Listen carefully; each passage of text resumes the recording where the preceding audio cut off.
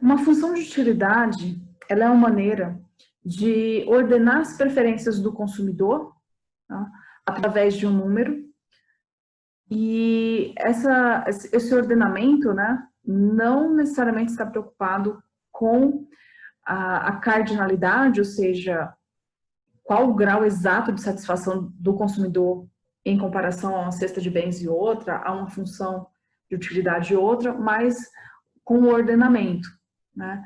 Por exemplo, se uma cesta X1, X2, né, o consumidor preferir essa cesta ao invés de Y1 e Y2, se tivermos uma função de utilidade dessas duas cestas de bens, né, X1, X2 e Y1, Y2, que represente essas preferências, o ordenamento continua, né? O consumidor continua preferindo X1, X2 a Y1, Y2. Dessa forma, né, como a gente não está preocupado com a cardinalidade, e sim com o ordenamento, né, é possível realizar transformações na função de utilidade, né? Então, eu posso realizar transformações, às vezes, para simplificar o cálculo e o entendimento dessa função de utilidade, de maneira a não comprometer o ordenamento. Então, seja que uma função de utilidade, né, e o 2, uma outra função de utilidade, e essa função de utilidade for representar um valor, né, maior em termos de ordenamento do que a função de utilidade 2, uma transformação nestas duas funções vai preservar esse ordenamento, essa preferência. Essas transformações podem ser, por exemplo, né, então, aqui um exemplo, seja U igual a X, né? Eu posso fazer uma função de U, como por exemplo, multiplicar por um número positivo, né? Eu posso adicionar essa função a um número qualquer. Um outro exemplo, eu posso elevar a alguma potência ímpar. Então, todas essas transformações monotônicas, né? Uma transformação monotônica, então, de novo, é uma transformação em uma função que não altera o seu valor ordinal, né, em termos das preferências. Eu posso fazer qualquer uma dessas três possibilidades, né? Eu também posso fazer, por exemplo, ln de x, né, logaritmo neperiano. Tá? Então, a taxa de variação da transformação monotônica, ela tem que ser sempre positiva, né? Então, se a gente tomar a derivada da função com relação da função com a transformação monotônica em relação à função de utilidade, essa derivada tem que ser sempre maior do que zero, ou seja, tem que ser sempre positiva, e assim essa função sempre vai representar as mesmas preferências que a função de utilidade U. Por quê? Seja df du igual a f de U2 menos f de U1, né, representando essa variação em uma função, U2 menos U1, a gente tem que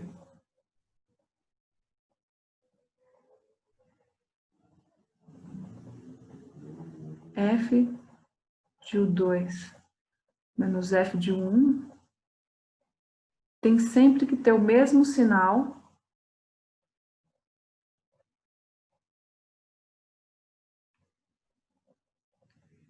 que o 2 menos o 1. Dessa forma, então, a gente sempre vai ter uma derivada positiva, tá? Bom, uma outra maneira também da gente enxergar, né, as funções de utilidade como respeitando a preferência do consumidor em termos do ordenamento, a gente pegar diversas funções, tá? Já que eu tenho 1, 2, 3, diversos níveis de função de utilidade. Se eu traçar uma reta da origem,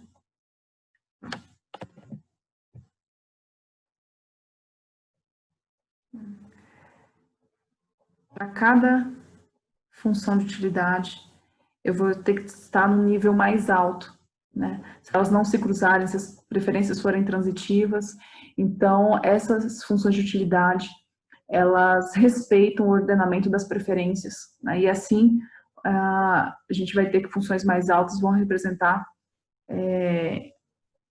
níveis de satisfação mais altos. Então, lembrando aqui, de novo, a gente não está tão preocupado com a cardinalidade, mas com o ordenamento dessas preferências. Vamos então a alguns exemplos de funções de utilidade. Aqui a gente tem um exemplo de uma função de utilidade, né, x1, representa aí uma cesta x1, x2, x1 vezes x2. Tá? Para traçar a curva de diferença, basta a gente marcar todos os pontos x1, x2, de modo que a função de utilidade seja igual a uma constante. E aí, cada nível vai fornecer uma curva de indiferença distinta. Tá? Então, eu vou representar aqui por uma constante, vou chamar de K. Né? Então, essa função de utilidade, ela é igual a K, que pode ser um número qualquer, pode ser 2, 3, 4, 5, tá? Para representar essa função, a gente isola o x2 e a gente vai ter K sobre x1. Então, a gente pode, se a gente for traçar aqui curva de diferença, né, que seja K sobre x1, a gente vai ter esse tipo de função de utilidade, né, para esse tipo de preferência. K2,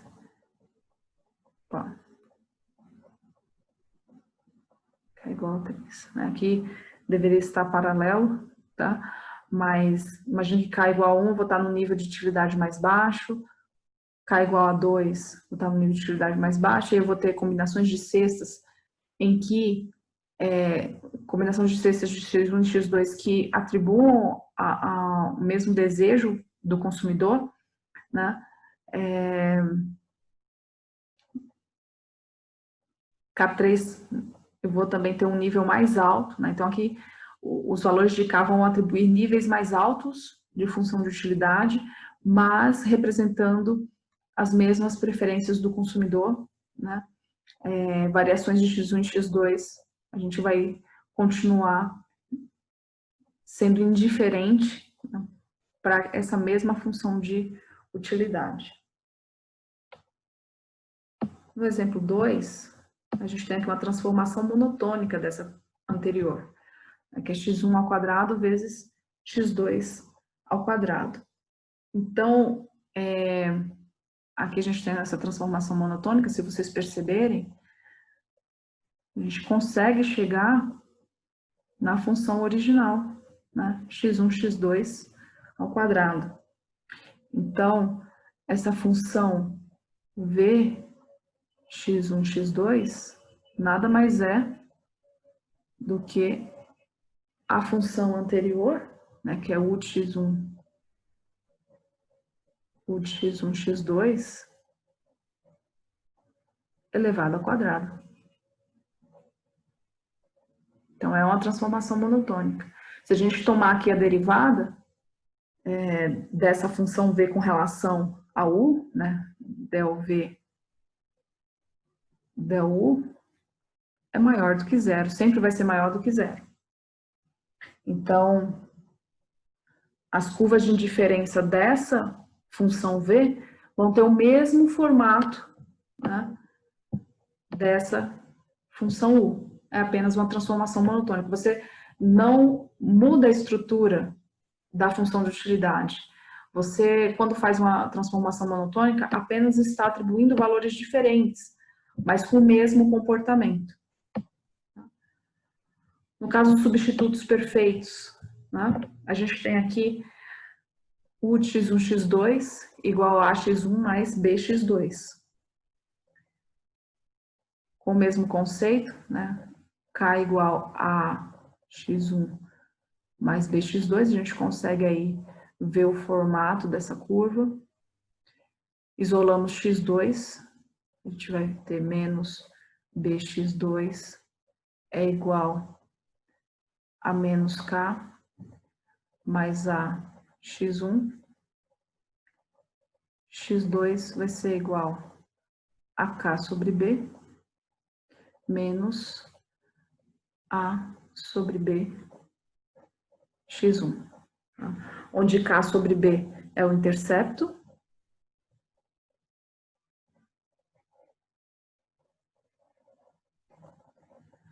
e menos a sobre b a inclinação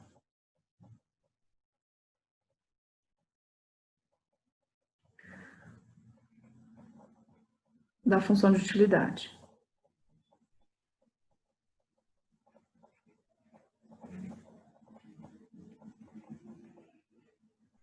Então, a gente tem, para cada nível de k, né, funções de utilidade neste formato,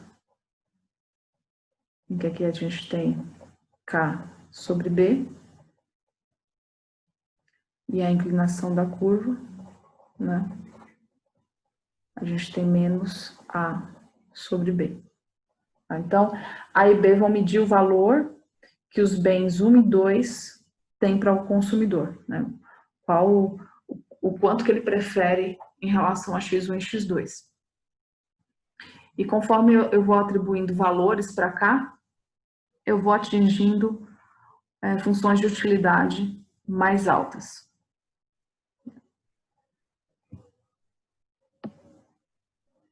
Temos os complementares perfeitos. Os complementares perfeitos são aqueles em que são consumidos juntos, então seria o mínimo de AX1, BX2, onde A e B são os números que descrevem as proporções em que os dois bens são consumidos. Então pode ser uma colher de açúcar para um copo de suco, pode ser 2 colheres de açúcar para um copo de suco, tá? Então, essa proporção é fixa entre os dois, e aí a gente vai atribuindo valores mais altos, né? Então, a gente vai ter que o valor de K é o mínimo de AX1, BX2.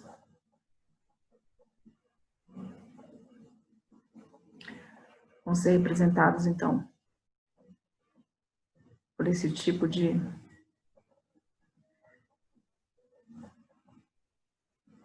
funções de utilidade, né, que descreve essas preferências. Tá?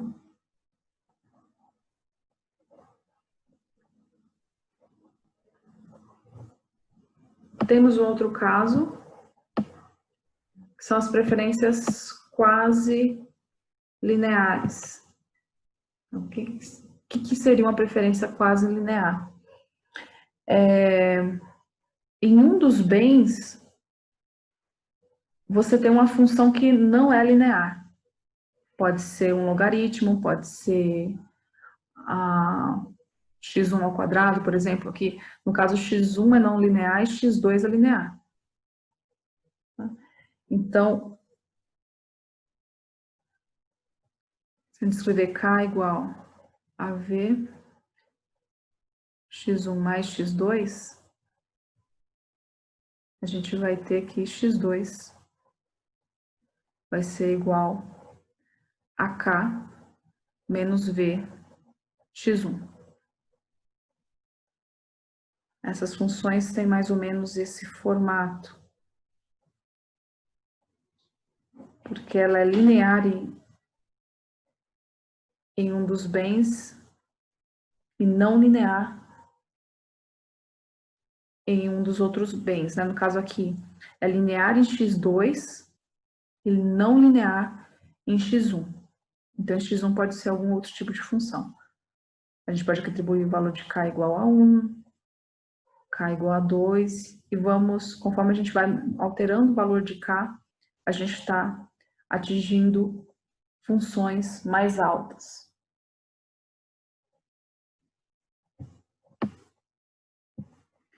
E temos as preferências Cobb-Douglas. Tá? As preferências Cobb-Douglas, elas são bastante utilizadas em microeconomia, porque são curvas de diferenças monotônicas e convexas. Então, elas representam aqueles tipos de curvas de diferença que são bem comportadas. Tá? Para elas também, a gente igual a K, né? Então, K igual a x1 C mais x2D, a gente vai ter que x2D é igual a K sobre x1C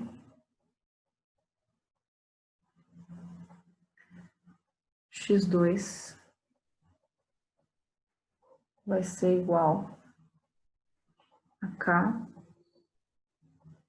x1C elevado a 1 sobre D. Dessa forma, x2 é igual a K sobre 1 sobre D, x1 C sobre D. Elas são preferências convexas, né? Aqui a gente tem x1, x2, e tem aquele formato de preferências, né? De curvas de diferenças bem comportadas.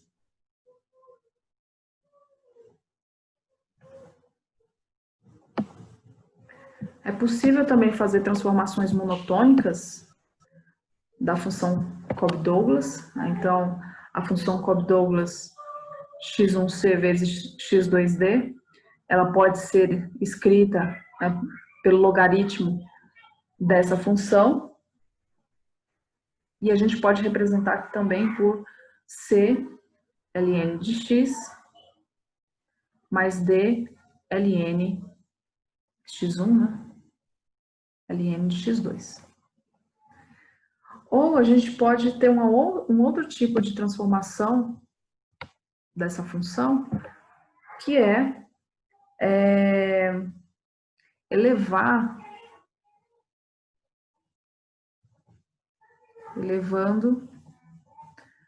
a 1 sobre c mais d.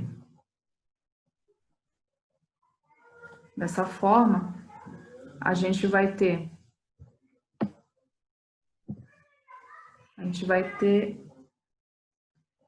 x1 c sobre c mais d, x2 d sobre c mais d.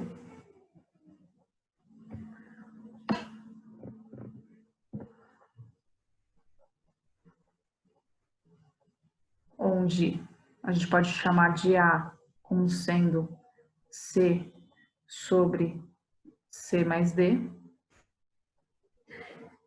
Dessa forma, se a gente substituir, né, C sobre C mais D na função, a gente vai ter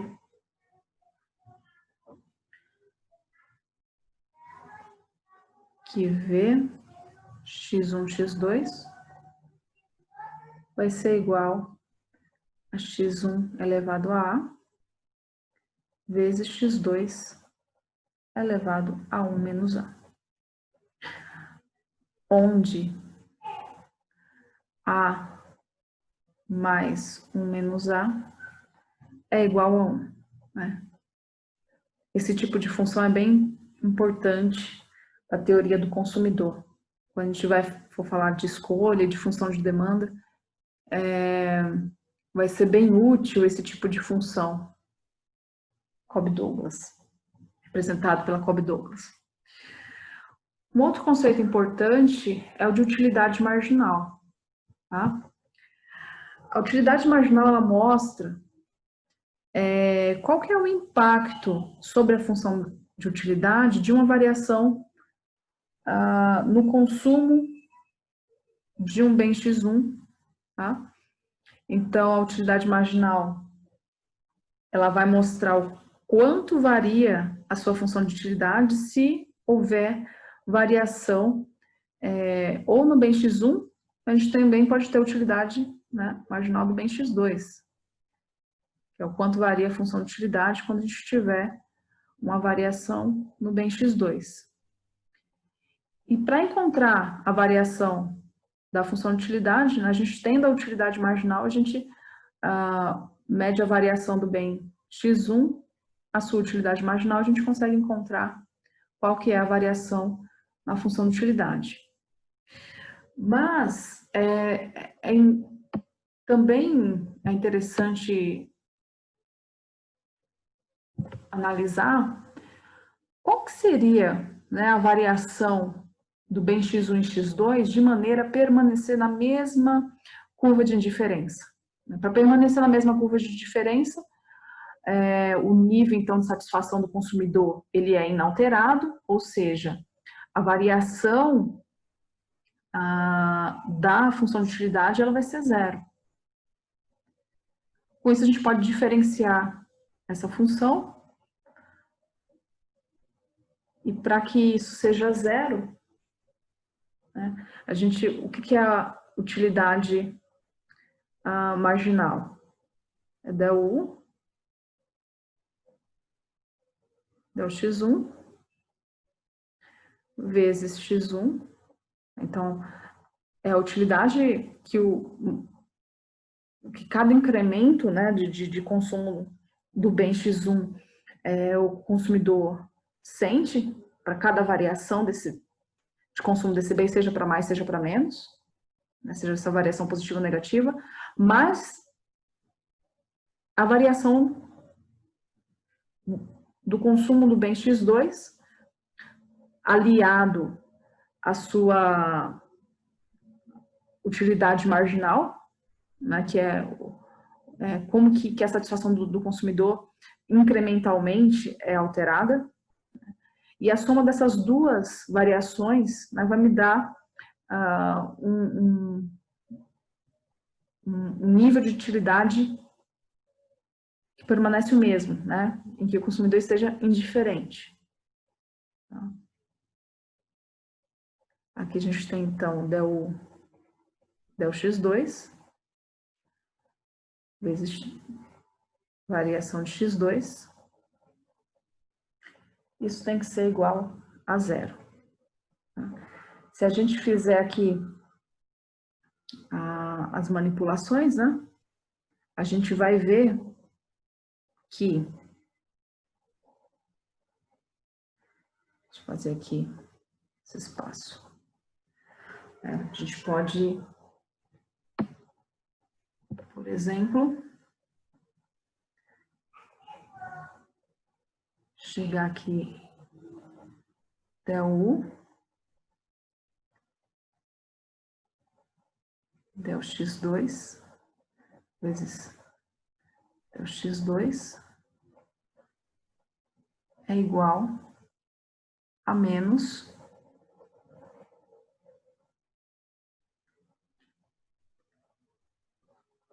del U, del x1, vezes variação de x1. Podemos passar del x1 dividindo, né, del x2. Então, a gente vai fazer essa troca. Então, del x2 dividido por del x1 vai ser igual a menos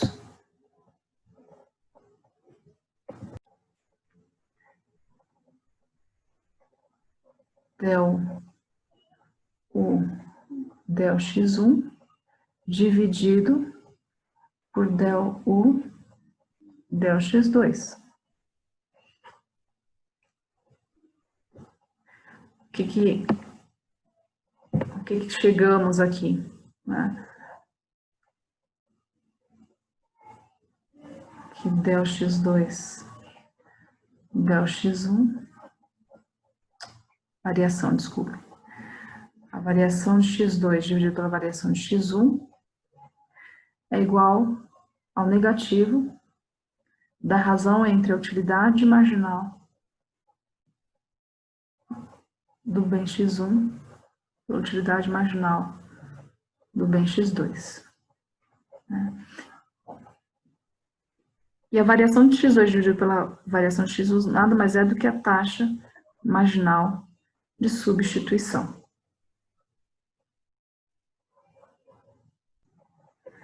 Esse resultado nos mostra que para o consumidor obter mais do bem x1, ele vai precisar menos do bem x2, por isso o sinal negativo. Tá? E quanto mais do bem x1 ele obtiver, menor vai ser a utilidade marginal do bem x1. Né? Menos utilidade ele vai sentir, mas em termos absolutos aqui, o nível de satisfação dele permanece o mesmo, porque ele vai estar na mesma curva de indiferença, né? A variação da utilidade dele vai ser zero. Entretanto, a utilidade que ele atribui a um bem e outro vai mudar conforme ele altera o quanto que ele vai consumir de um bem ou de outro. Então, quanto mais do bem x1 ele desejar, ele vai precisar abrir mão do bem x2.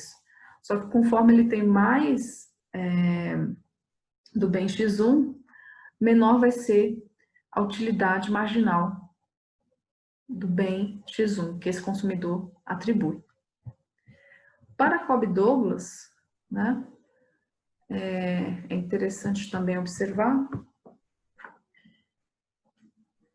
para calcular a TMS, a taxa marginal de substituição, então, a gente precisa apenas fazer a utilidade marginal, né, o negativo, menos a utilidade marginal bem 1 dividido pela utilidade marginal do bem 2, que para uma Cobb-Douglas vai ser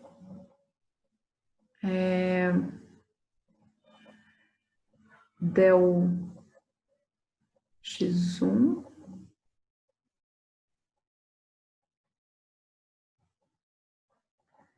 dividido por del U del x2. Isso vai ser igual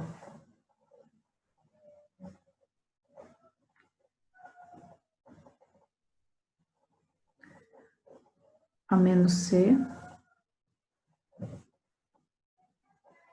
vezes x1 elevado a C menos 1 vezes x2 elevado a D dividido por D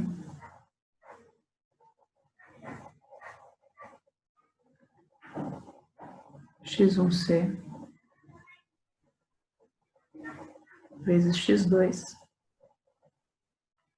D menos 1. Com isso, temos que menos C sobre D igual a x2 sobre x1. Esse sinal aqui